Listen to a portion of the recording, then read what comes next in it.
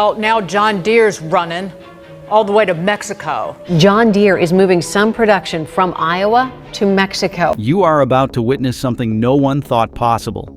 The moment America's green giant stumbled, and the entire heartland shook with it. Not from drought, not from disaster, but from a decision so devastating that it could wipe out entire towns and change the way America feeds itself forever. For nearly 2 centuries, John Deere was untouchable, a symbol of strength, survival, and success. But now, factories are empty, farms are collapsing, and a betrayal no one expected is rippling across the nation's soil. So why would John Deere turn its back on the farmers who made it a legend? What new enemy is quietly replacing America on the world stage? And can anything stop the silence spreading across the fields? Or is the damage already too deep? What's happening? It didn't start with sirens or protests. It started with a whisper. A few dozen jobs gone, a production line idled, a paycheck that didn't come. But those small cuts bled into something far worse. In just a few short years, John Deere's factories across America hemorrhaged thousands of jobs, hollowing out the very towns that once lived and breathed their success. In Waterloo, Iowa, a town practically built around Deere's sprawling tractor plant, the impact was immediate. Restaurants closed, schools shrank as families pulled their kids out and moved elsewhere in search of work. Property values nosedived, and food banks saw record demand. The green machines still rolled off the lines, but fewer and fewer workers were there to build them. More than 4,500 workers lost their jobs between 2015 and 2024. In some towns, John Deere was the biggest employer by far. When those jobs vanished, it was not just individual families that suffered. It was entire ecosystems. The local grocery store lost its customers. The gas station lost its drivers. The small clinic down the road saw its patient list dwindle. The emotional blow was profound. For many families, working at John Deere was not just a job.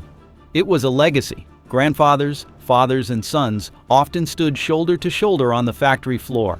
Generations of hard hats and calloused hands were thrown into the scrap heap with a single company-wide email or a terse local news report, and the bitterness that had first stirred on the fields now burned hot in the towns. As layoffs deepened, so did despair. Crime rates crept up. Opioid addiction spread quietly, a silent scream from communities abandoned by the very corporation they had built. Middle America had been battered before by globalization, but never like this, never by one of their own. And as the towns fell silent, farmers realized the betrayal would soon reach their fields too, trapped by the machines. If the layoffs were a gut punch, the right to repair betrayal was a knife to the heart. For generations, farmers prided themselves on their independence. When a tractor broke down, you fixed it. When a harvester sputtered, you got your hands dirty and made it run again. That rugged self-reliance was part of what made farming American farming. But John Deere had quietly been changing the rules. Modern tractors were no longer just machines. They were rolling software hubs. Repairing even simple problems now required proprietary codes and digital keys locked behind John Deere's paywalls. Farmers found themselves unable to replace a sensor or reset a tractor's error codes without paying thousands to authorized dealerships. Even independent mechanics, trusted for decades, were shut out. The fury was immediate. Farmers realized they did not own their tractors anymore. They merely licensed them. It was as if a man who had bought a pickup truck found himself unable to open the hood unless the dealership gave permission and charged him handsomely for it. The betrayal ran deep. John Deere had not just priced them out, they had chained them down. Lawsuits erupted. The right to repair movement gained national attention, with angry farmers storming state capitals, demanding the right to fix their own equipment. States like Colorado passed new laws forcing Deere to loosen its grip. But the damage was done. Farmers had lost trust, not just in the pricing, but in the very soul of the machines they had once loved. The emotional beat here was frustration boiling into rebellion. Farmers, never quick to anger but slow to forgive, realized they had to choose: keep feeding the giant that had turned against them, or walk away forever. And when enough farmers reached their breaking point, they began walking away.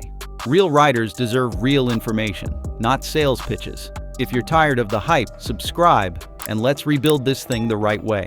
The exodus begins. The shift did not happen overnight. It crept in quietly like a slow-moving storm on the horizon. At first, it was just a few farmers at auctions, choosing used case Wah-H tractors over gleaming new John Deeres. Then a few more started visiting Kubota dealers. Soon, entire farming communities were whispering about switching brands. By 2024, the exodus was in full swing. Sales of John Deere equipment in key markets dropped by double digits. Kubota, AGCO, and even upstart Chinese manufacturers seized the opportunity, flooding the market with affordable, repairable alternatives. Farmers once fiercely loyal to the green and yellow were now proudly showing off their new blue, red, and orange machines. The emotional shift was one of grim determination. Farmers were no longer just customers, they were survivors. They had adapted through droughts, floods, recessions, and wars. They would adapt again. If John Deere had forgotten who built it, farmers would not forget how to build their own future. 1 acre, 1 machine at a time. Some farmers chose older, simpler equipment from decades past. Tractors without software locks, without digital keys. Others gambled on cheaper imports, willing to sacrifice some reliability in exchange for freedom and affordability. Anything was better than staying chained to a company that no longer saw them as partners, but as revenue streams. But John Deere's next move would spark something even bigger, a political firestorm that would rock the nation. Made in Mexico, not America. When the announcement came, it did not land like a business update. It landed like a bomb. John Deere, the historic green giant of American agriculture, revealed that it would be shifting major manufacturing operations to Mexico. For towns that had already weathered years of layoffs, it was a final, cutting betrayal. For farmers still holding on to the dream that John Deere was different, that it would not abandon American workers like so many corporations before it, the news hit even harder. Factories in Iowa, Illinois, and Kansas, places where John Deere's name once meant job security for generations, were now closing production lines, eliminating positions, and moving vital components across the border. It was not just about labor costs or supply chains, it was about loyalty. It was about the soul of rural America, ripped from the communities that had built John Deere into a global powerhouse in the first place. The emotional wound cut deep. Families who had proudly passed down their Deere factory jobs from father to son, mother to daughter, found themselves discarded like obsolete machinery. Businesses that depended on factory paychecks, diners, hardware stores, car dealerships, braced for collapse. School boards and city councils scrambled to adjust budgets to account for the inevitable loss of tax revenue. And out on the farms, the betrayal stung just as fiercely. For farmers, John Deere equipment had not been just machines. It had been tradition, security, and survival. The green paint stood for something American. But now, that green turned sour. Farmers who had scraped together their savings to buy Deere tractors watched helplessly as the very company they trusted chased cheap labor beyond the border. The corporate statements were sterile and cold. Executives spoke of optimizing operational efficiencies and global competitiveness. They talked about reducing costs to reinvest in innovation. But for the men and women in Middle America, those words were salt in an open wound. Optimizing efficiencies meant gutting small towns. Global competitiveness meant severing the bond between a company and its people. The anger was not just about jobs lost. It was about a way of life that was supposed to be unshakable, a pact between hard work and prosperity that had been casually discarded in the pursuit of higher quarterly earnings. And John Deere, once seen as the heart of American farming strength, had turned its back without hesitation. But some Americans decided betrayal would not go unanswered. Trump's tariff ultimatum. It did not take long for the political machine to notice the outrage boiling across rural America. And in classic form, it was Donald Trump who seized the moment like a match thrown onto dry brush. Standing before cheering crowds at a campaign rally, Trump made a promise that sent shockwaves through Wall Street, corporate boardrooms, and factory towns alike. If John Deere followed through with its plans to move production to Mexico, he would slap a 200% tariff on every Deere import crossing back into the United States. It was political theater at its finest, loud, aggressive, and impossible to ignore. But it was also a direct economic threat that could derail John Deere's Mexico gamble completely. Trump's message resonated deeply with rural voters who already felt abandoned by corporate America. His words gave voice to a frustration that had been simmering quietly for years, but now erupted into open rage. Why should we let them make it cheaper in Mexico and sell it back to us for profit? Trump roared to the crowd. If they want American dollars, they better make it in America. The cheers were deafening. Factory workers whose jobs had been shipped away, farmers struggling under debt, small-town business owners watching their main streets crumble. They heard hope in his ultimatum. Behind the scenes, Deere's executives scrambled. Analysts warned that a 200% tariff could destroy the company's carefully calculated cost savings from outsourcing. Investors panicked. John Deere's stock price tumbled by more than 1.5% in after-hours trading. Financial media buzzed with speculation. Would John Deere back down to political pressure? Could they afford not to? Meanwhile, rural America watched with bated breath. Trump's threat wasn't just about John Deere. It was a referendum on an entire generation of corporate betrayal. Could the government finally stand up for the people who actually built the country's economy? As politicians debated and strategized, something else was happening far beyond the halls of Congress. Something quieter, but far more dangerous. Because while Washington plotted, America's agricultural throne was being seized overseas. China's silent takeover, while America's farmers organized protests and politicians fired threats, across the oceans, a quieter revolution was unfolding.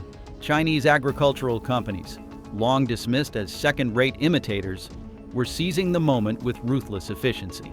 Brands like YTO Group, Zoomlion, and Lovol were flooding global markets with farm machinery that was cheaper, more accessible, and increasingly competitive in quality.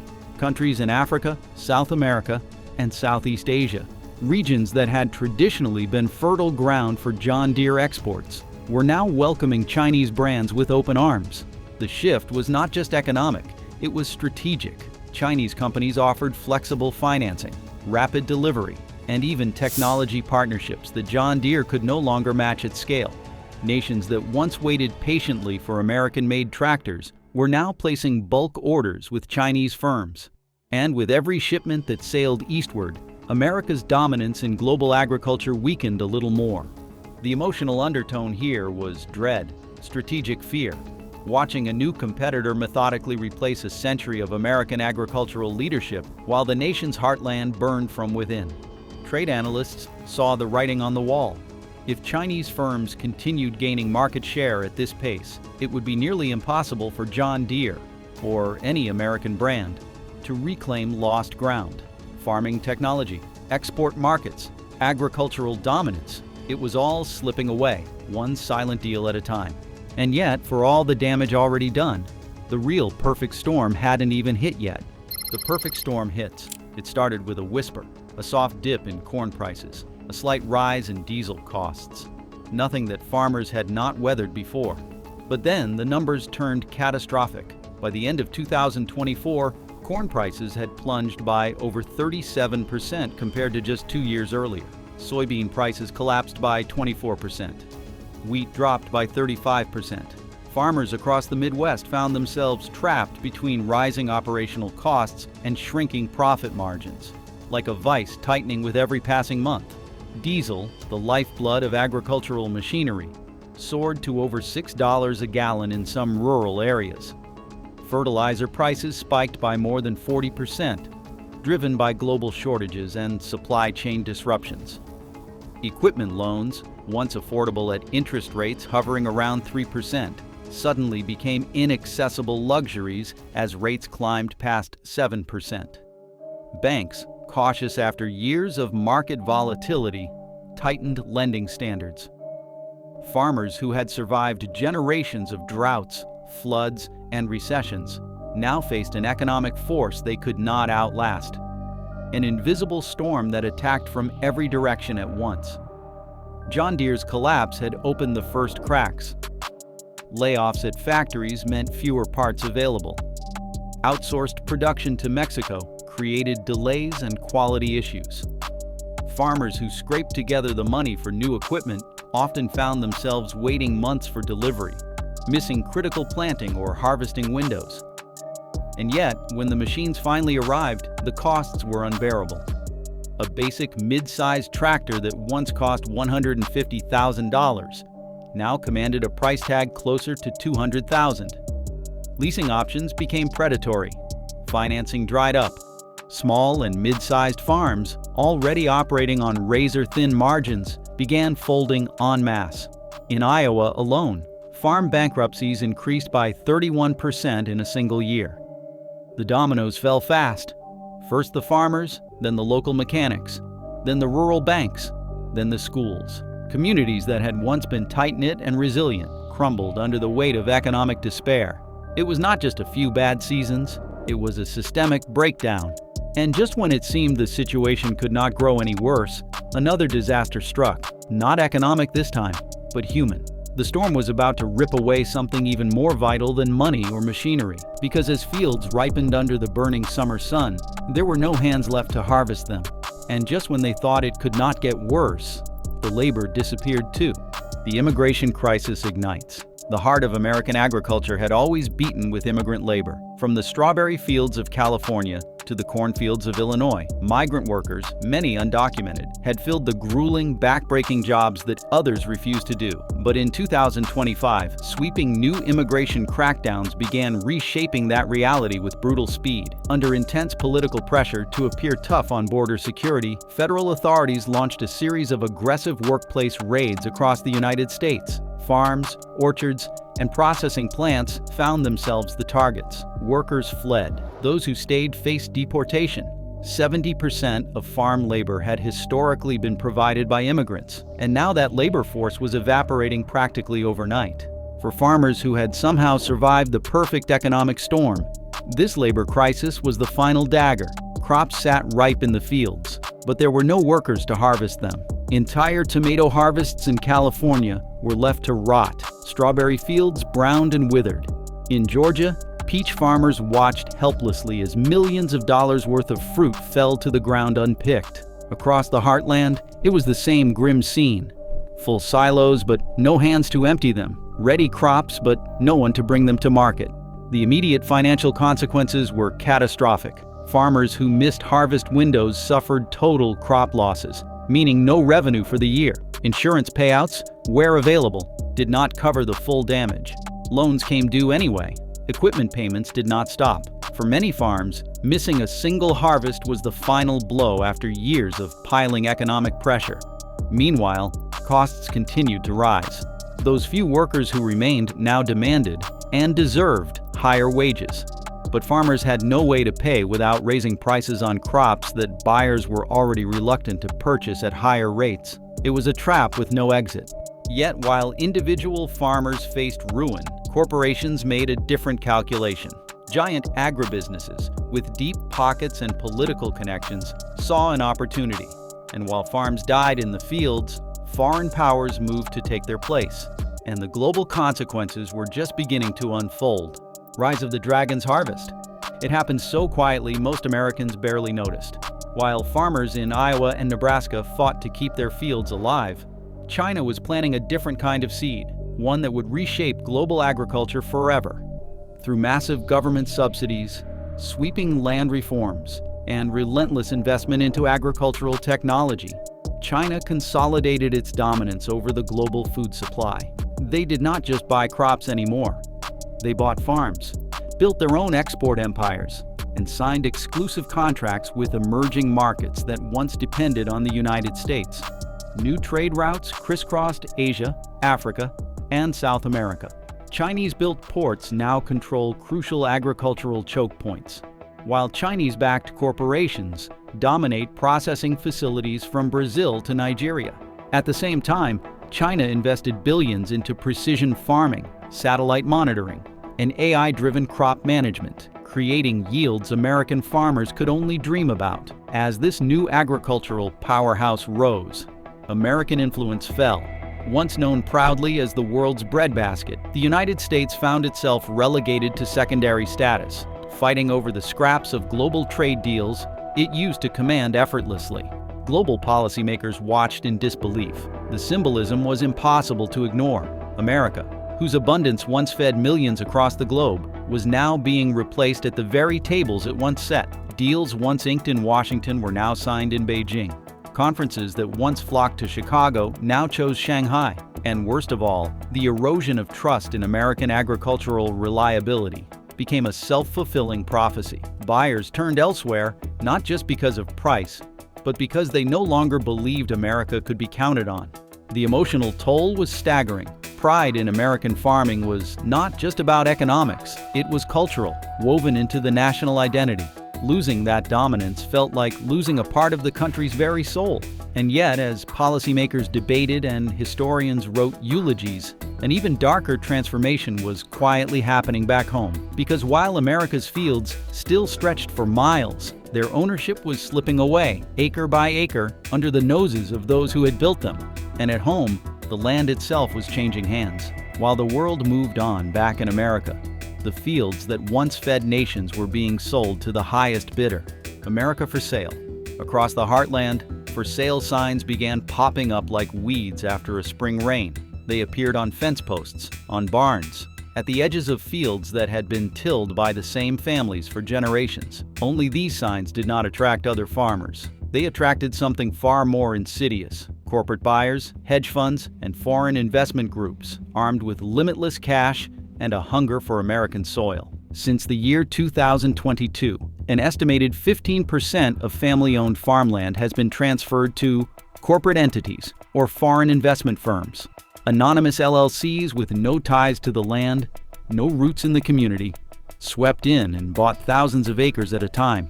What had once been fields of dreams became fields of spreadsheets, traded and managed from glass towers in distant cities. And once the paperwork was signed, the past was erased. No more family stories, no more local stewardship, just profit margins. For the farmers who lost their land, the emotional devastation was total. These were not just financial losses, they were severances from legacy, from identity. A farm lost was not just a house or a field. It was the end of a family story that had often begun a century or more ago. Fathers who had planned to pass down land to their sons and daughters now handed over foreclosure notices. Grandmothers who had seen 5 generations born in the same farmhouse now watched strangers install security fences around their land. And it was not just families who were uprooted. Entire towns suffered. With land consolidation came the decline of local services, the death of community events, the shuttering of small businesses. Every acre sold was another thread pulled from the fragile fabric of rural America. The betrayal was not abstract, it was personal. America had not been conquered by armies or destroyed by natural disasters. It was being sold piece by piece, quietly in county clerk offices and bank foreclosures, without a single shot fired. And what once fed the world would now be run for corporate profit. But as ownership changed hands, another part of America's agricultural machine was dying even faster. The ports and railways that once carried its harvests. But resurrection is not guaranteed. It demands a choice, a reckoning, and a national will to rebuild before it is too late. Rebuild or relinquish. The silence spreading across America's fields, ports, and towns is not destiny. It is a warning and a choice. America stands at a brutal crossroads: to rebuild its farming backbone with innovation, investment, and national resolve, or to accept permanent decline and surrender its agricultural legacy forever. Some visionaries see a path forward: investments in regenerative agriculture, local food networks, and sustainable farming practices could create a new green revolution, one less dependent on volatile export markets and corporate control. Technology, if wielded properly, could empower small farmers rather than crush them through affordable autonomous equipment, precision agriculture accessible to all, and farm-to-table supply chains that reconnect consumers with their growers. But it will not happen by accident. It demands political courage to overhaul agricultural policy, favoring small and medium-sized farms over multinational giants. It demands immigration reform to stabilize the farm workforce without exploiting it. It demands a reinvestment in rural infrastructure, new rails, new ports, new community hubs, not just for farmers, but for the future generations who will either inherit a living nation or a hollowed-out shell. The choice is urgent because the clock is ticking. Every farm lost, every export deal surrendered, every community abandoned, pushes America closer to the point of no return. This is not just about saving farmers. It is about saving the nation's independence, its resilience, its ability to feed itself and the world without bowing to foreign powers or corporate monopolies. Because if the silence spreads, it will not stop at the fields. It will consume the nation itself. The green giant has stumbled. But the real question is, can America get back up? Drop your thoughts in the comments. I want to hear what you think. And if you are ready to see how deep this story really goes, hit subscribe and stay with us.